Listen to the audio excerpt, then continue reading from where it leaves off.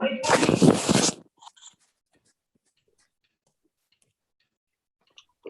screen went blank. Anybody have picture?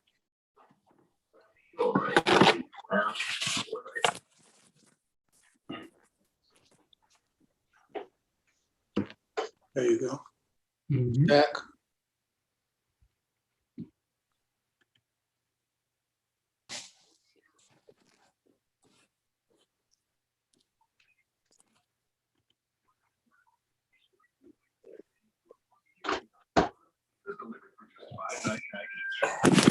Remember you were talking about the generals being great insurance, and we stopped letting you sit with us at lunch. I do. Well, turns out you were right. We're actually a quality insurance company. That's what I've been telling you. Can we sit with you?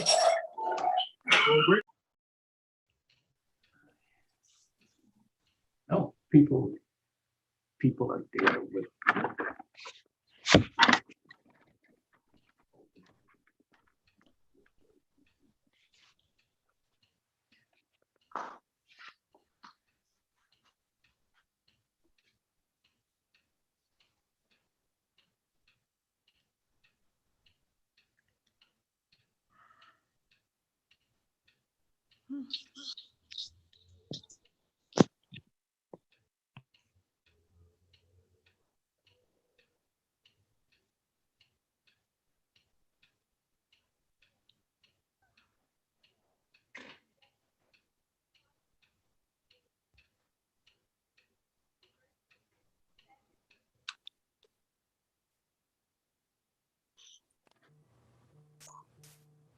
Are we inviting Bushi back again?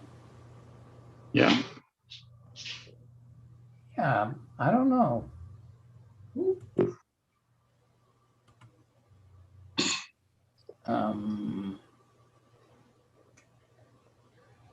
Okay, let me escape full screen. I don't know.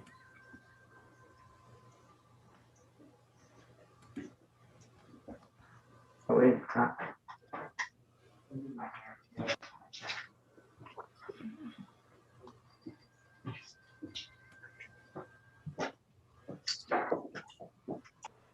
Eight o'clock? It's 7:59. I don't know why. I know why. Here we go.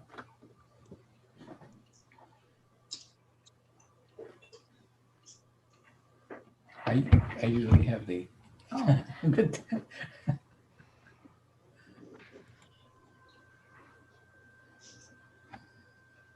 Uncovered the mystery of my video. I usually have my camera taped up.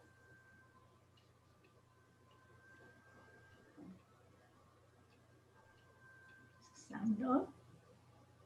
Yeah, sound should be on.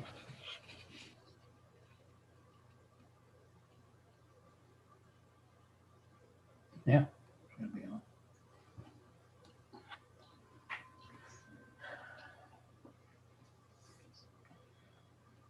Yeah, so 11. Yeah, some of the people, regulars are missing. 11 so far. What was that? Yeah.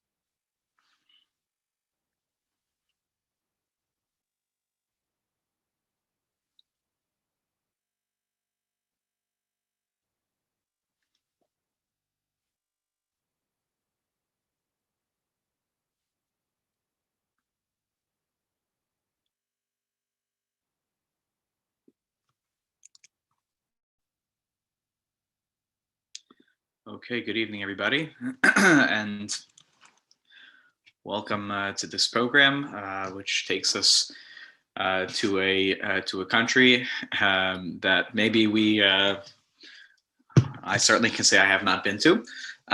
So, welcome to our book tour of Finland, and to begin our program tonight, I am going to turn it over to Harold Aspis, who will get us started tonight. Harold, take it away.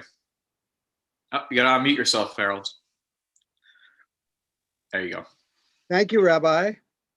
Tonight, we're pleased to welcome John Simon to our Young Israel of Scarsdale Book Forum. John is the author of Strangers in a Stranger Land,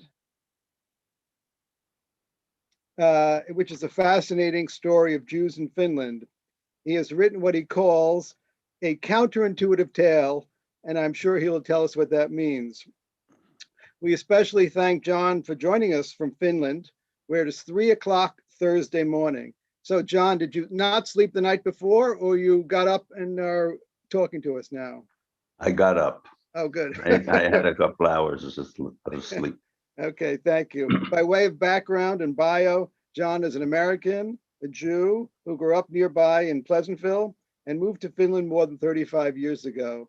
I know John has some prepared remarks or slides, so let's, John, take it away, and then we'll have a discussion and time for questions, hopefully. Thank you, John, very much. Thank you very much.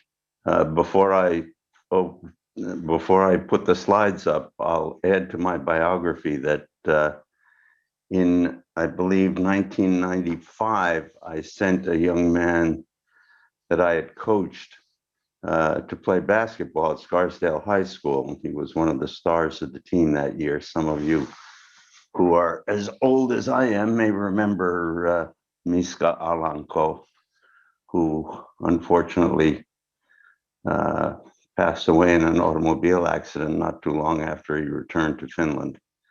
But he had a wonderful year in Scarsdale, and I was very, very appreciative that Scarsdale High School offered him that opportunity. But now let's take a look at the book.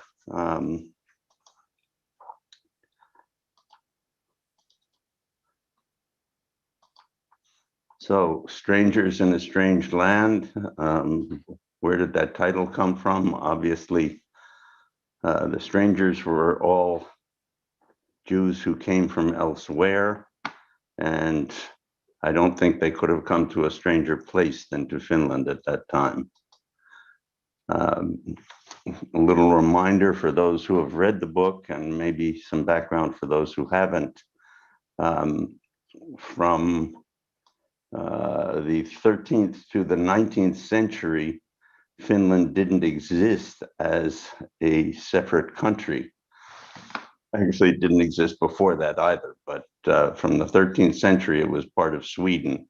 And you can see here, if you can see my cursor, here is normal Sweden, and here is what would today be Finland. But this was all one country. And this part, which was called Finlandia on this map, was just 8 eastern provinces of Sweden. So it didn't have, although the people spoke a common language, they did not have independence. And that is important because the laws of Sweden, among other things, the 1686 church law of Sweden said that nobody could settle in Sweden who was not a Christian, not a member of the established church. So that meant no Jews at all were allowed to live in Finland during this period, although there was an amendment to that law in 1781, which said that some Jews were allowed to live in Sweden if they were willing to pay 2,000 silver riksdaler into the king's bank account, but then they could only live in Stockholm, Norrköping, or Gothenburg, not in the eastern provinces. So no Jews in Finland at this point. And Finland, as this famous painting shows, it's really a very poor country, a very rural country. People live by slash and burn agriculture. Really a kind of backwater area as far as culture and the economy. Where did the first Jews come from? They came in a most peculiar fashion. Some of you may know about it. If you read the book, you certainly do.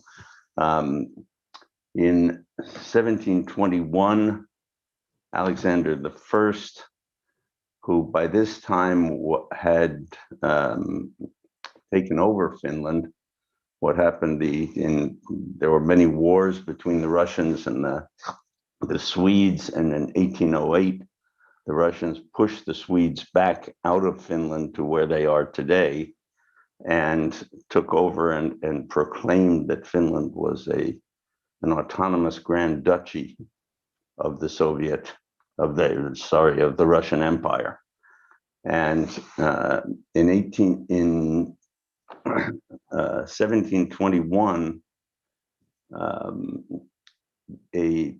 Peter the Great had started something called the Cantonist system, where he established these recruiting cantons throughout the Pale and the rest of Russia, in which people were recruited for the army. There was generally a 50 man requirement for each canton, but Jews were not allowed to serve. They were not considered suitable to serve in the Russian army. But in 1725, that was changed, and what was decided was that the Jews could be taken into the army. I'm sorry, I said 1725, I meant 1825. They could be taken into the army, not because they would be good soldiers, but because if they were taken into the army, they would be taken away from their homes and they might lose their Jewishness and become assimilated. The Emperor Nicholas I said, we know they'll never be good soldiers, but this is a way we can get them to stop being Jewish. And what they did was they would kidnap young children or require the local shtetl to produce young children who were taken away to Cantonist schools far away from home. And once they reached 18, they were required to serve 25 years in the army. So if you were taken away at the age of 12 or 13, you might be away for 30 or 35 years away from your home. And undoubtedly, some of those soldiers did forget that they were Jewish. They did lose their Jewishness, but many of them did not, despite often very harsh treatment and attempts to convert them. This picture shows a number of Jewish soldiers who were called Cantonists because of the Cantonist school system. And these are Jewish soldiers who are serving in Finland. And what happened then in 1858, after the Crimean War, there was a great reduction in the Russian army. The Russians had gotten thumped in the Crimean War, and they couldn't keep up the enormous military presence. And so many soldiers were allowed to leave the army. And the Tsar, Alexander III, said they could settle wherever they had served. And he forgot to say, except for the Jews. So there were Jews who were serving in the army in Finland. And although the Finnish law, which was still the old Swedish law, which said that they could not settle in Finland. Once the Tsar said they could settle where they had served, some of them stayed in Finland because after 25 or 30 years, maybe they didn't even know where they came from anymore. So you had this conflict set up between the existing local law and the Tsar's command. So it was a very interesting situation. So you found these Jews who were very, very different from the local Finnish people suddenly set out from the army and had to look for a way to earn a living. All foreigners were very much restricted in the ways they could earn livings. And one of the things that they could do was to sell used clothing. And so the picture on this postcard, which interestingly enough came from New York, shows the Narinka, or the market square, where Jews were allowed to set up these little wooden sales cubby holes in Helsinki selling used clothing. At that time, Finland was still a poor country. People were coming from the countryside to the city to work in industry.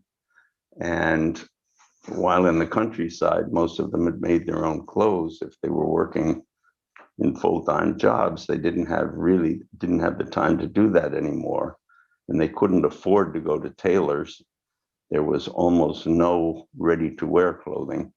So this secondhand clothing was a really a service that people appreciated. And so the Jews at this point were considered to be providing an important commercial service to the country. Towards the end of the 19th century, there were numerous pogroms, as I think most of you know, throughout the Pale and throughout Russia. So although Finland was not a very welcoming place to foreigners, and especially not to Russians, when I say foreigners, Finland was part of Russia at this time, but the Russians, and especially the Jews, were very different from the local people.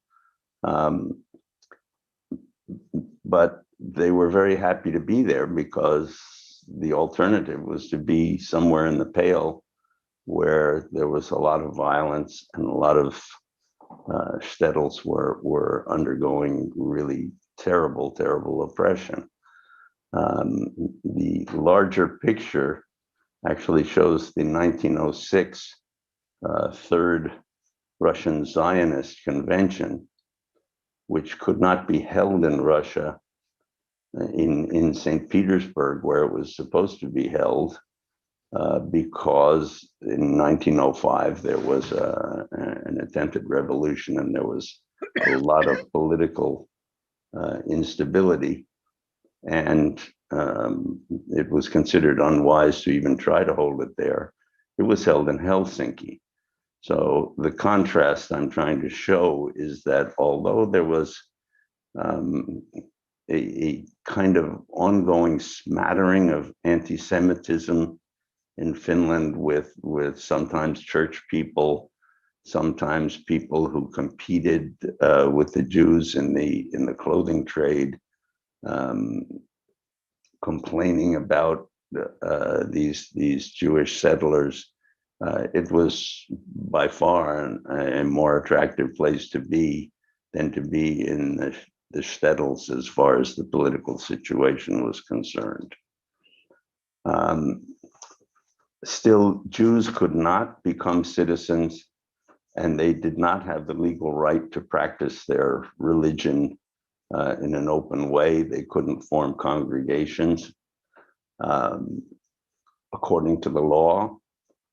And yet, for example, in 1906, when it was still illegal to have any kind of congregation other than the Lutheran congregation of the state religion. The city of Helsinki gave in 1901 this land on which the Jewish congregation of Helsinki, which did not exist, built this beautiful synagogue, which is still the synagogue in Helsinki today, and probably from which Rabbi Leifson will be talking to you at a later date. So there was this constant confusing situation of Finns having, every single Jew in Finland had to apply constantly for renewal of residency. Sometimes they were deported for no particular reason.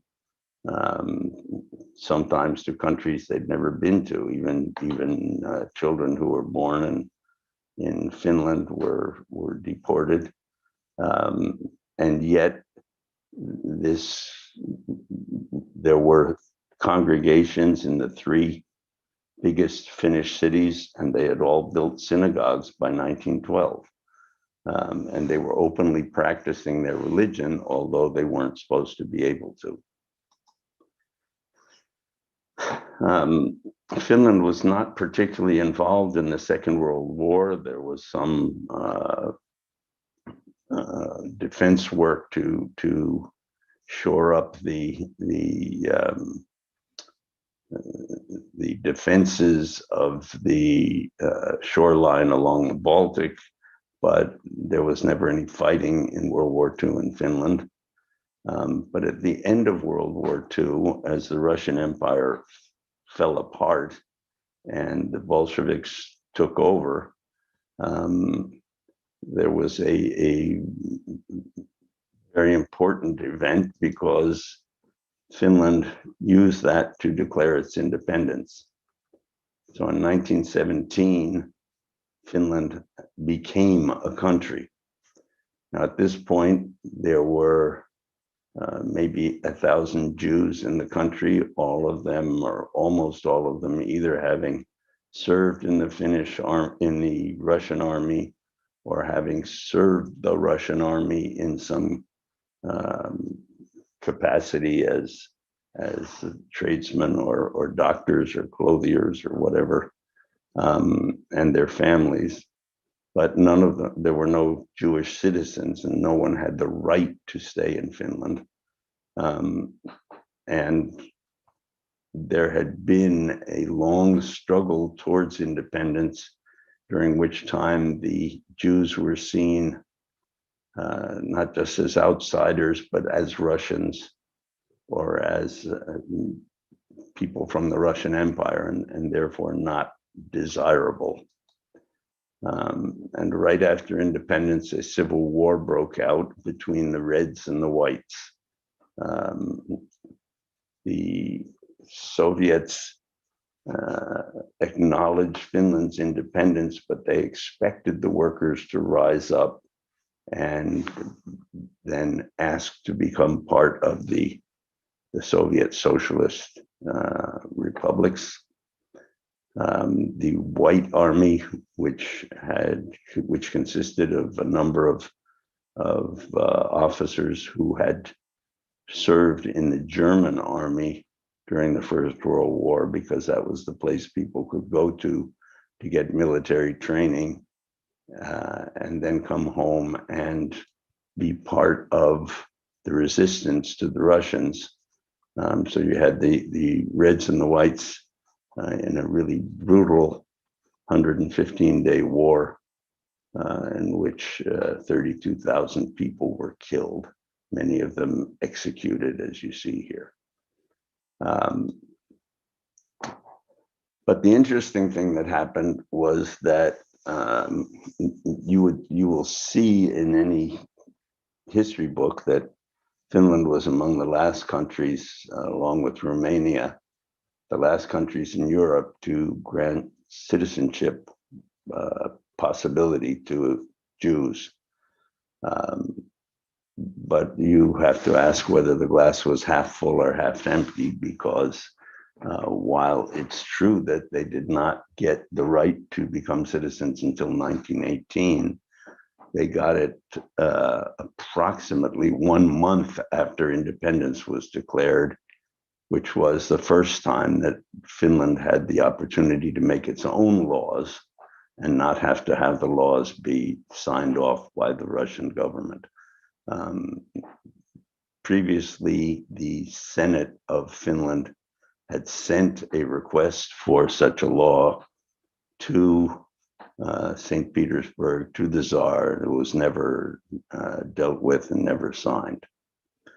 And what happened, of course, as soon as the Finns could apply for citizenship, they also began to establish all kinds of activities, and Jewish culture began to flourish in Helsinki and Viipuri and Turku, even though there weren't very many Jews anyplace. So you had theaters, you had choirs, you had football teams, you had even community centers. And in the upper left-hand side, you see the Jewish school that was formed. A great deal of activity, all of it very inward looking. Yiddish was the language of the common language of the Jews. When they spoke the local language, they spoke Swedish rather than Finnish. In Turku and Helsinki and Viipuri, they spoke Finnish, but all of them spoke Yiddish, and this was Yiddish theater in the middle, for example. But then in the 1930s, as everywhere in Europe, there was a growing radicalization. You see on the left, a communist rally, on the right, a fascist rally. Both of them were marginal, but very real. And of course, the Jews didn't feel very comfortable with the rise of fascism in the country, and the rise of communism created a kind of predicament, because there was a lot of exaggerated publicity about the number of Jews who were important in the communist movement, and the country was not terribly sympathetic following the Civil War to communism in Russia or in Finland. This is an interesting slide and a little difficult to explain. You see one man standing on the carpet here. This was a review of the Finnish Army 10 years after the end of the Civil War. The Finnish Army was basically the White Army that had won the war and then became the official Finnish Army. And this was a review, this was the review stand on the steps of the cathedral of the army marching past. And the man standing on that carpet is the foreign minister. The president was ill at the time, and the foreign minister was called to review the parade. The interesting thing was that he was, in fact, a social democrat and the leader of the left. In other words, of what was left of the red faction. And he was actually kind of drummed out of the party for a while for doing this. But he stood up there and he said, basically, it's time to forget. 10 years later, we don't have to ask everyone which side were you fighting on. So it was a move from the left to bring things back towards the center. The picture up here on the right is of President Svinhufvud, who in 1932 was faced with a situation where the right-wing radicals had come to try to stop a leftist speaker from speaking at a workers' hall in the town of Mansala. And they came armed and they fired shots at the hall.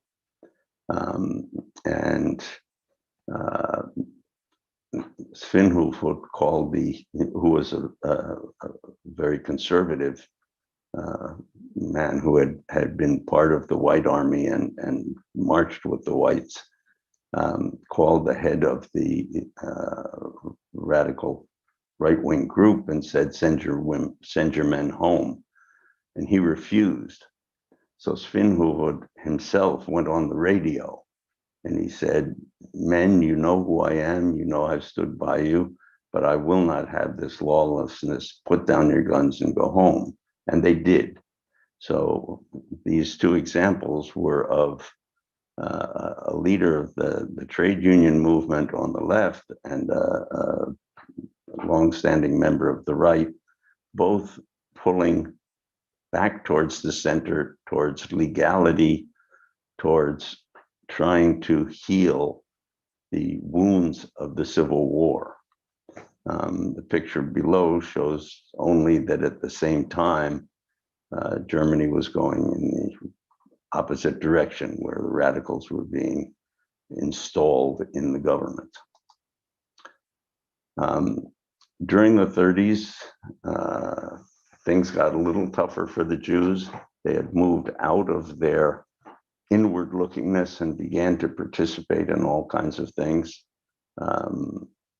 But there were problems everywhere in Europe at this point. In 1938, Finland still had no visa requirements with Austria. And so large numbers, well, relatively large numbers, given the situation in Finland, of Jews found their way via Finland, then either to Sweden and maybe to the United States or to England, by simply getting on a boat and coming to Helsinki. But in 1938, the Minister of the Interior, who later became president of Finland, Urho Kekkonen, went to the harbor and turned one of the boats back and said, we've got enough of our own immigrants from Eastern Finland and Karelia who had been driven out by the communists. We don't need more Jews. In 1940, Finland was supposed to get the Olympics. And in 1939, the Olympic Stadium was opened. And you see here a picture where Abraham Tokatsir here is finishing officially 4th in the 100-yard dash. This was a big signal to the Jewish community because everybody could see, even the main papers in the country published this picture the next day and said there's been a terrible mistake. Well, everybody thought it wasn't just a mistake because you can see these guys, these are the officials looking at the line, and they couldn't possibly say that he was finishing 4th because this guy is 4th. So what was going on? Why was this kind of thing beginning to happen? By 1940, it was no longer possible. Well, actually, excuse me, I said Finland was supposed to get the Olympics in 1940. That's not true. Originally, Japan was supposed to get the Olympics, but by 1940, there was no way Japan could get them. They were officially transferred to Finland in 1939, but by 1940, Finland couldn't have them either because there was too much going on, or it was already the war had started in Europe. But Finland had this beautiful Olympic stadium and wanted to do something. So the Minister of Sports, who by this time was Urho Kekkonen, the same man who had turned away the Jews at the harbor, invited Sweden and Germany to a little Olympics. And you can see here the Nazi salute, 3 or 4 hands raised from the German officials who attended that meet. All those signs said to Jews, in Finland, something doesn't look good. Let's step back a bit. The most important political move in 1939 was when Molotov and Ribbentrop met to sign an accord between Nazi Germany and Soviet Russia. And the accord said that they would not fight each other, but there was a protocol, a secret protocol, which also divided up the spheres of influence for the two countries.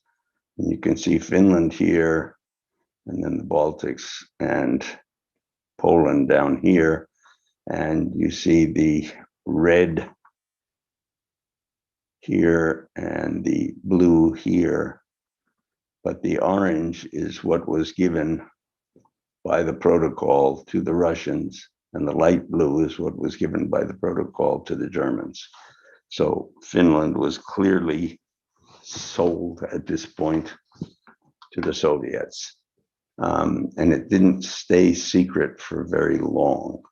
So the Finns understood that the Russians, the Soviets, felt that they had the right to occupy these orange territories. And from September 1, 1939, when World War II started and the Germans came to here and the Russians came to here and divided Poland, Finland could see the handwriting on the wall. There were subsequently 3 wars. Finland did not have a World War II, they had 3 wars. The first one was the Winter War. Winter War began with an outright provocation by the Russians, who attacked one of their own artillery emplacements along the border and claimed that the Finns had done it. The Finns couldn't possibly have done it. They were nowhere in the area. The Russians killed a few of their own people, and then they said, Finland has attacked us, and used that on November 30th, 1939, as an excuse to invade Finland. Finland was not ready at all for that invasion, but they fought back valiantly. They had one ally and one ally alone, and that was the winter. It was a very cold winter, and the Russians were not prepared for a winter war. The US, Britain, France all expressed sympathy for Finland, but didn't do anything about it. I have a pin that my father bought in 1939, or that he got in return for a small contribution to a fund to help Finland. And there were volunteers who came to Finland to fight, and there was some collection of funds to help, but basically Finland was left alone to try to fight against hugely overwhelming Soviet troops. The war went on for 105 days, and Finland managed to hold them off. And included in those soldiers were many Finnish Jews. Each of these pictures was given to me by the son of somebody in these pictures, friends of mine whose parents fought in that war, as my father fought on the American side.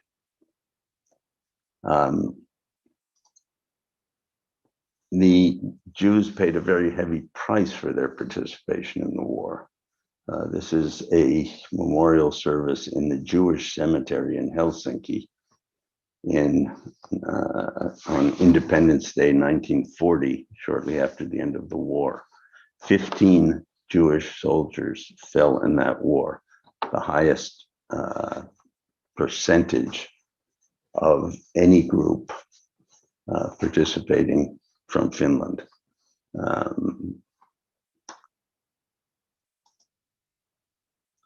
And Finland, these two red areas are areas that Finland had to cede to the Soviets.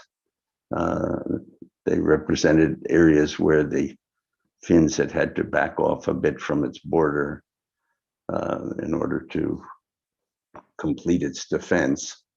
But the Soviets had printed actually a guidebook which said to the soldiers that after 2 weeks you'll be on the Swedish border, and please don't go across that border, just stop and we'll have conquered all of Finland. Well, 105 days later, this was as far as they'd gotten. But Finland lost 11% of its land and 12% of its population from here, mostly had to be evacuated, rehoused, and looked after by the state. By the time we get to June 1941, there was this interregnum from the spring of 1940 to the summer of 1941. But this is what Europe looked like. And you can see that, all right, here was Switzerland, which was surrounded by Axis powers and the Vichy government. But they just had one enemy to deal with. Finland had to ask itself, what was going to happen? Clearly, the Soviets still felt that they had the right to come in here. The Germans undoubtedly were going to try to come here as a way to attack the Soviet Union. And Finland could not simply wait passively to see which one came and conquered it or took its land. They had to figure out some way to become,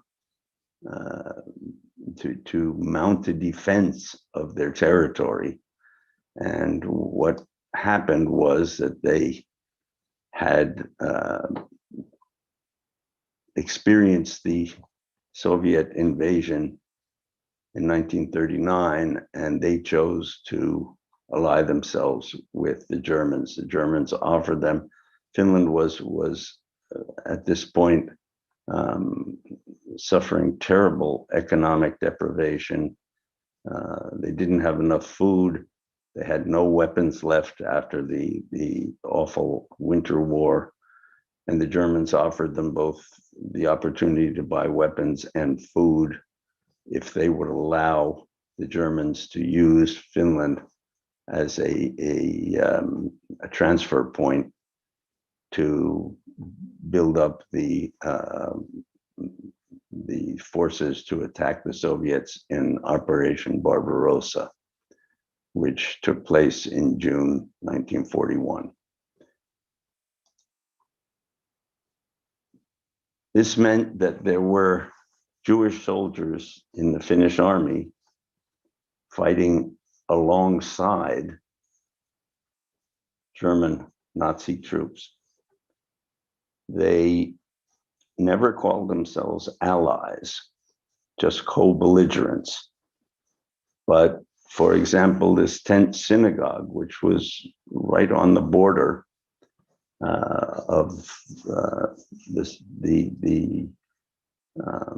the front line between the Soviets and the Finnish and Russian and German troops, that was just a few hundred yards from the German 163rd Division.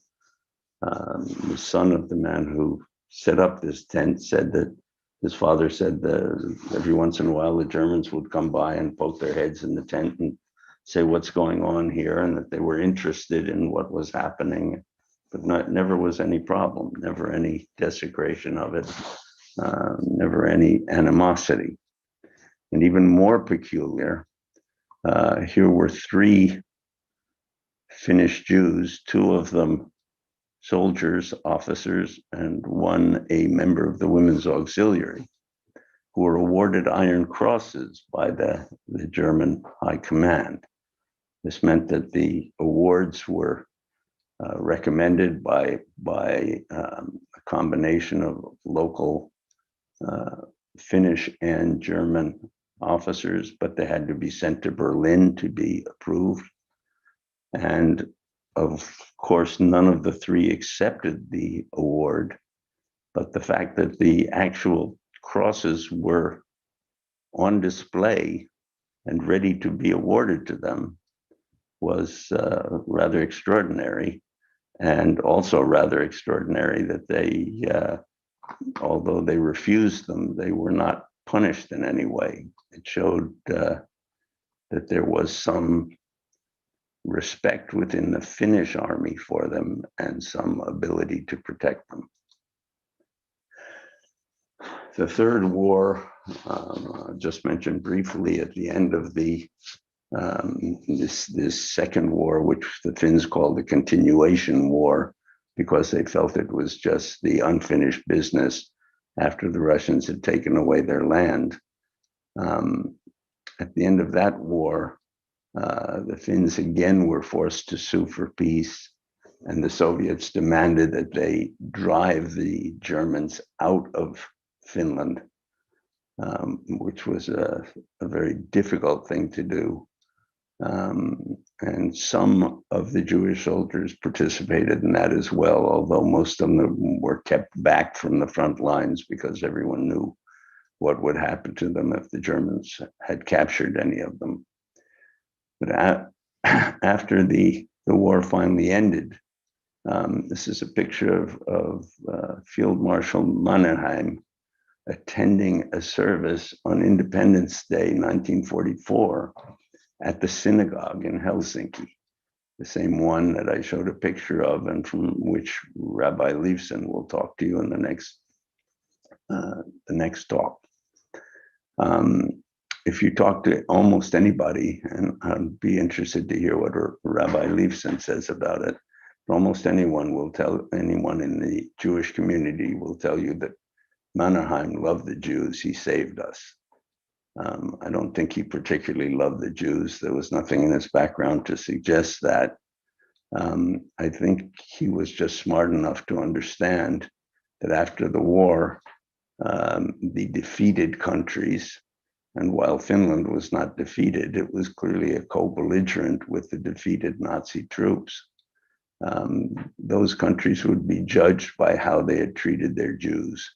And so he went with a wreath which he laid in the synagogue and honored the 25 Finnish Jews who had died during the wars.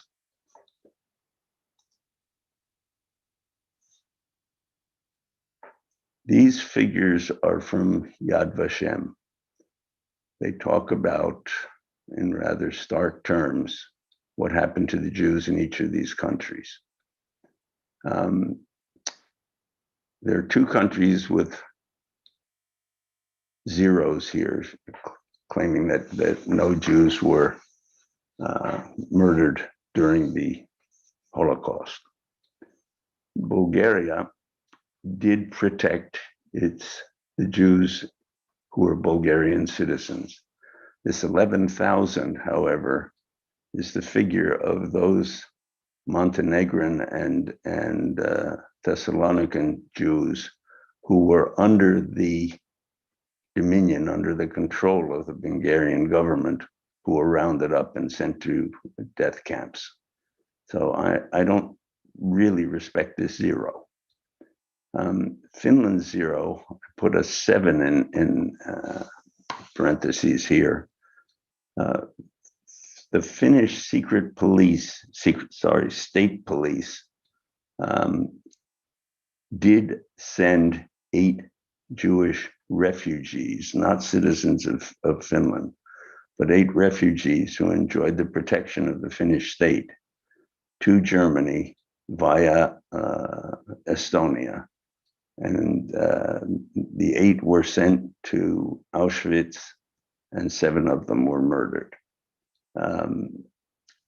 it's rather a longer story than I'll tell here, but basically the state police was a kind of hotbed of anti-Semitism, and it looks like the command of the state police wanted to ingratiate itself with the Gestapo in Estonia, and so was beginning to deport Jews whom they said were troublemakers or criminals.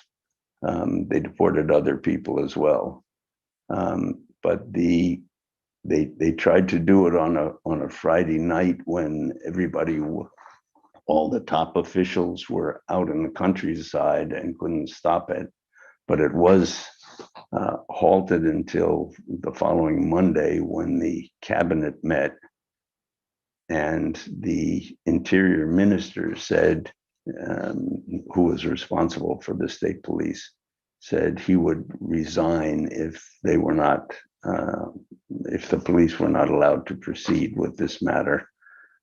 And in the middle of a war, it was not really possible. This was 1942, not really possible to conceive of having the government fall because of this particular matter. So a compromise was reached that the 8 would be deported because they had been sort of promised to the Gestapo, but that no more would be.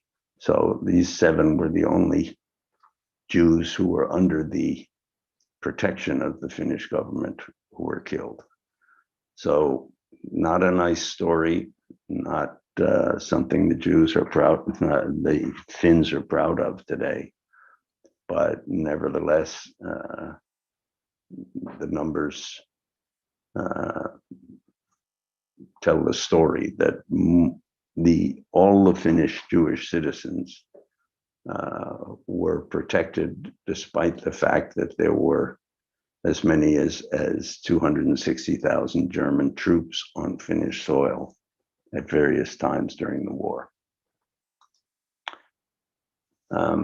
When I tell this story, I ask people, do you know who this is?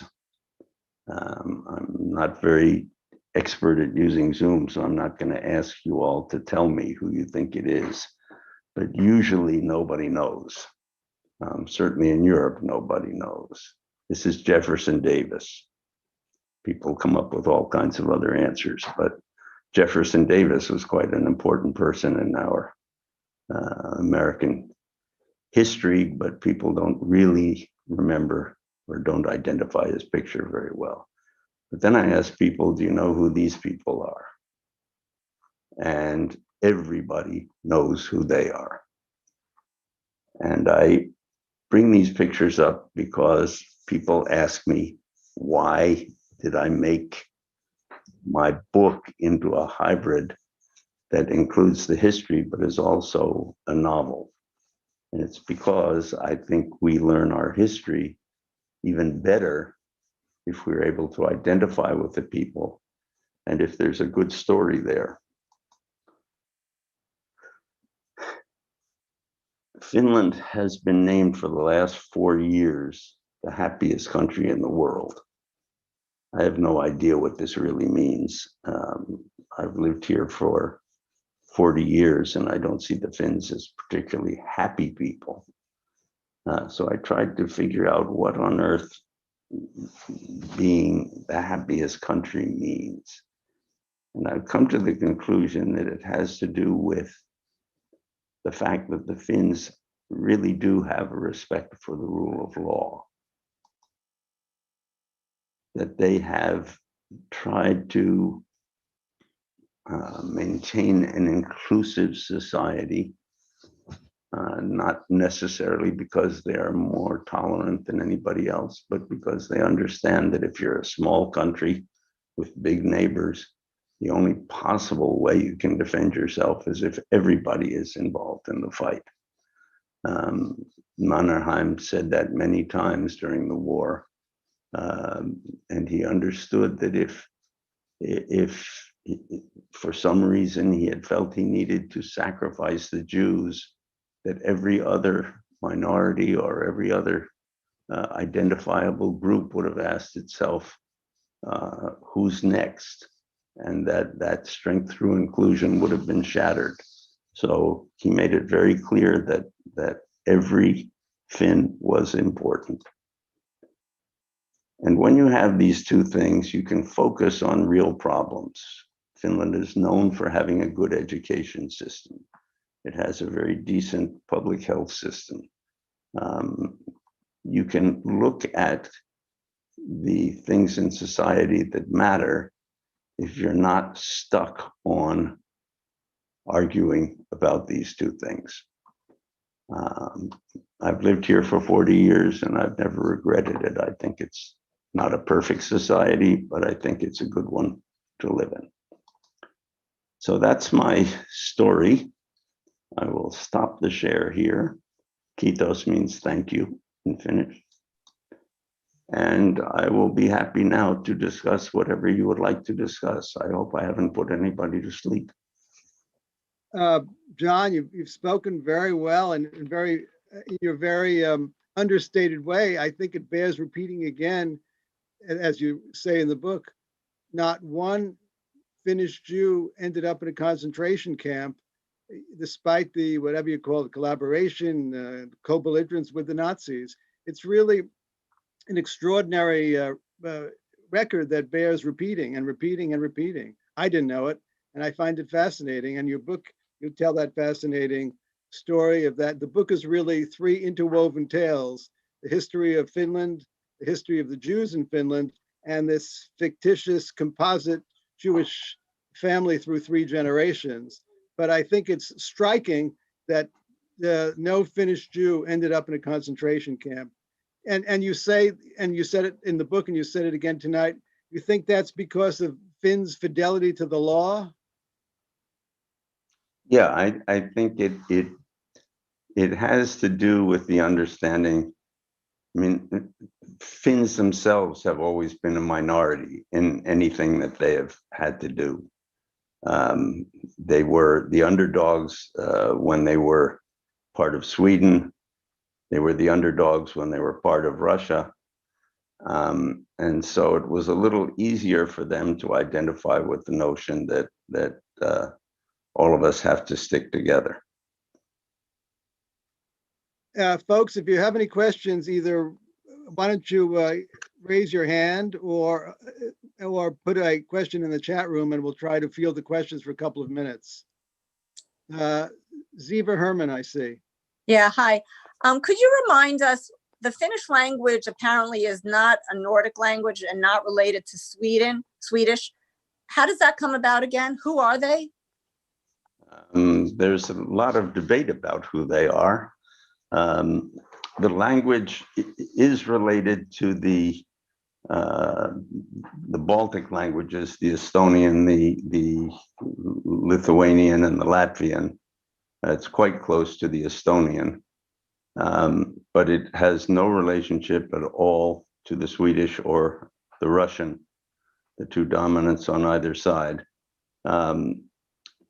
The Finns are genetically European.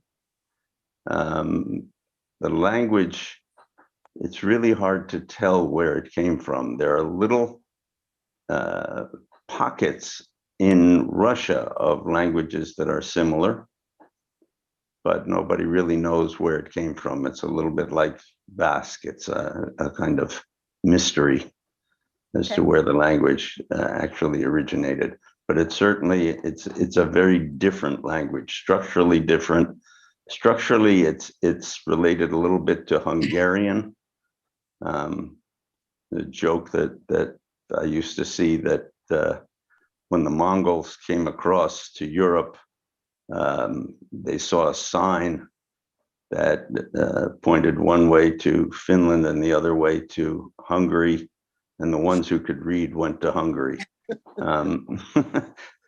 But structurally, it's very similar to Hungarian, but nobody knows how it got from one to the other.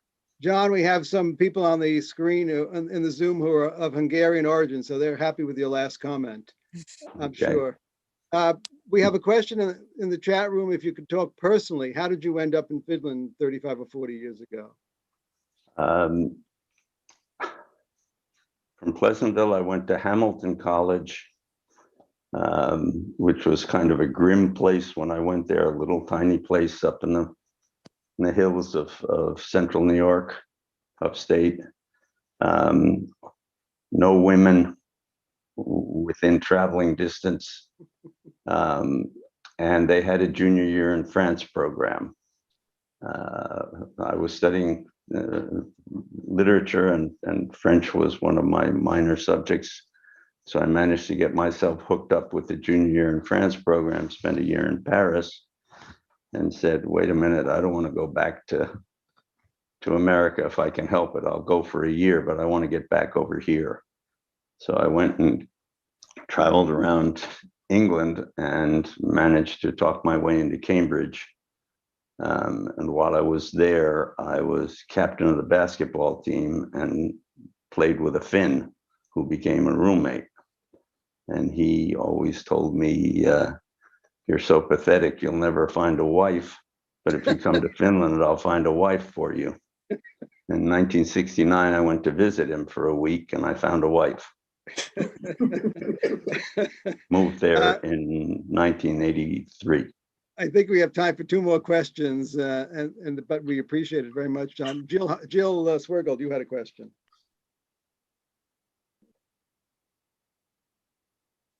Jill, you have to unmute yourself, or somebody has to unmute. Yeah. Sorry. So my question is, first of all, that was very nice, but I remember when I went to Finland, there was an exhibit, I think in the museum, about how really terribly bloody the Civil War was.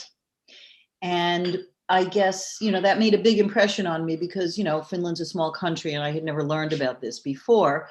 But what you're saying, it seems to disagree with the idea that the Finns, had an ability to be inclusive, because it seemed like they hated each other and they really killed a lot of each other, during it was very, the Civil War wasn't that far in the past.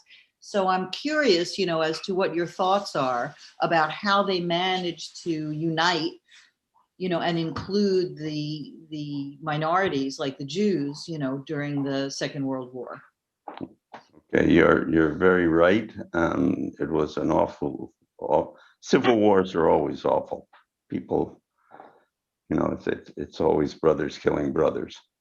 But because Finland was located really in the path of the German-Russian conflict, that forced them to. That's why I showed those pictures of the president and the foreign minister pulling back from that hatred and saying we've got to respect things because we won't survive if we don't do it.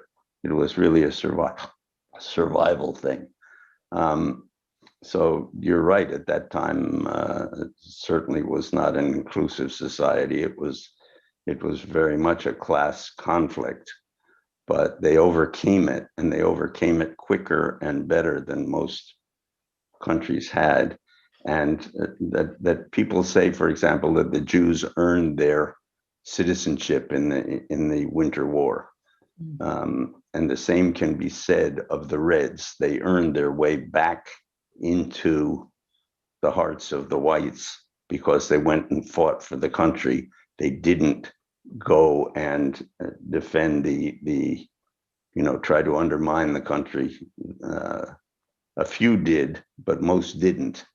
And they fought and died on behalf of what was then the White Army.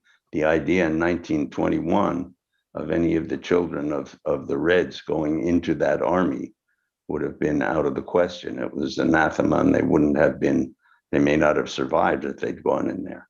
But by 1939, they were welcomed into that army. So good point. Thank you. Very interesting. Thank you. John, last question, then I'll turn it over to Ari. Last question, John. The very thumbnail sketch of the Finland Jewish community today, I'm sure Rabbi Lipston, who is the chief rabbi, is speaking to our group next Wednesday night at the same time. but can you give us the 1-minute summary? How many Jews are there, and what's the status of Jews in Finland today? Yeah. Please. At the time of the war, there were about little less than 2,000 Jews in Finland. That was about as large as the Jewish population ever got. Today, there are probably 1,200 left in the country. After the war, some went to fight in the war for independence of Israel. Many stayed there, or others moved there. Many left to the United States because they thought that the international situation was such that Finland might not be able to protect them. So the greater threat today is of intermarriage, that there just aren't enough attractive Jewish youngsters for the others to marry. What usually people ask in this question, and an answer is, if all the Jewish immigrants were soldiers, where did they get the women? And the answer is that they had to send down into the Pale with wagons to bring them back. So they would go into shtetls, which had lost many of their men because they had been fighting in, or taken away as Cantonists. And they said, any women here like to have a nice Jewish husband, get on board, and they brought them back to Finland. So, John, again, thank you very much. Folks, the book is Strangers in a Stranger Land. You can get it on Amazon, or you can order it through the Bronx River Books in Scarsdale Village. I recommend it. Fascinating story, fascinating talk. John, thank you very much for getting up at 3 o'clock in the morning. And I think Ari Kepetz wants to say a word or two. Thank you very much, everyone. my pleasure.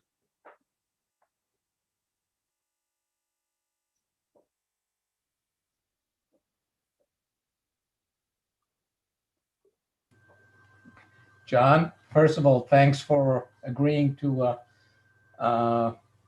get up at 3 o'clock in the morning and enlighten us about the fascinating story and history of the Jews in Finland.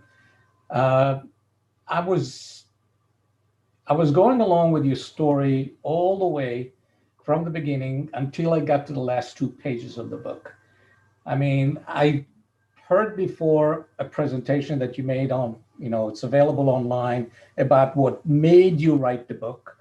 And my question is, you wanted to tell the history of the Jews in Finland. You felt that it's a story which needed to be told. My question is, after getting to the last 2 pages of the book, and the question is, was the story needed to be told and set straight? Because apparently, I was caught totally by surprise by the comments which were made, the accusatory comments which were made towards the Jews of Finland, of causing additional death and prolonging the war for their own sake. And this came from the Russians. Can you tell us a little bit about that? I think that whoever I spoke with, I mean, this was like out of left field. It was a red hook. It was a sucker punch. I think there's still a lot of people, particularly in Israel, and influenced largely by the Russian Jews in Israel, who feel that the Jews of Finland really betrayed their co-religionists by fighting alongside the Germans.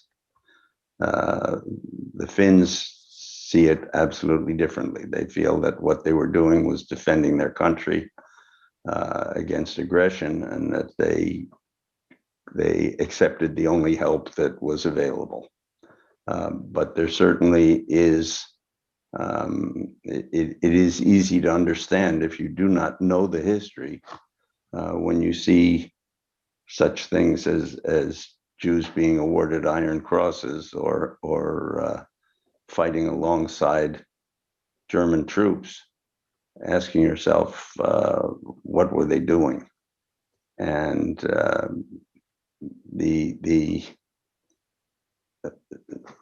like everything else in the novel, that is historically factual. That actually happened.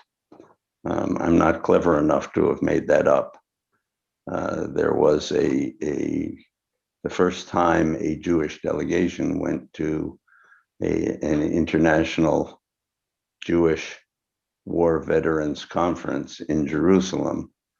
They were confronted in a very dramatic way by participants who felt that they had done something really very disloyal and very reprehensible, and they had to defend themselves. So the book, in a way, is also a defense of what both Finland and Germany did. When I first moved to Finland, I would go back to the States and tell people, it's really a good country, and people there, I like the people, and I like the way the country is taking care of business. And people would say, yeah, but you fought on the wrong side in the war. And there was no real way to explain to people. I usually didn't have the opportunity to make an hour-long presentation, and I didn't have all the information. But when I got the opportunity to understand and explain it, I thought that this was something worth spending 7 years doing. Again, thank you. I totally agree with you to tell the story from the other side, because to me, it never occurred that that's indeed what the other side saw, but apparently it is there, and it's done like that. One more comment about the Hungarian and the Finnish language. I spent some time in Finland, not some time, a few weeks in there. And you sit at a restaurant, you suddenly hear conversation, and the intonation of the Hungarian language is there. I'm of a Hungarian background. My wife is of a Hungarian background, and I'm turning around like that to see what are they talking about. And I could not recognize a single word other than the intonation. So if somebody says that they're related, I don't know from where. It's the structure. It's the structure. You're right. The intonation and the structure are similar. The vocabulary is not. Right. Totally. Nothing at all. But I hope that all of you who enjoyed the book will tell your friends and get the story told. Yeah. There's only one additional comment. I asked Steve Smith about it, to read the first review on the backside of the book, the very first one about who was it? Ismo Soderling, who somehow miraculously, maybe it been because of the long nights in Finland, managed to finish the book in 24 hours. I don't know. I think we all, quote unquote, took our time and struggled a little bit to go through it, but it's very, very worthwhile reading. Thank you very much. Thanks for taking the time. And it was a pleasure. Robert Klinger. Okay, thank you everybody for joining tonight. Thank you so much, John. I think we'll let him go to bed now, or grab his morning coffee, one or the other. No, it's the morning coffee. We'll see everybody next week, same time, same Zoom channel, with the Chief Rabbi of Finland, which will be very exciting. Have a good night, everybody. Take care. Good night. Good night.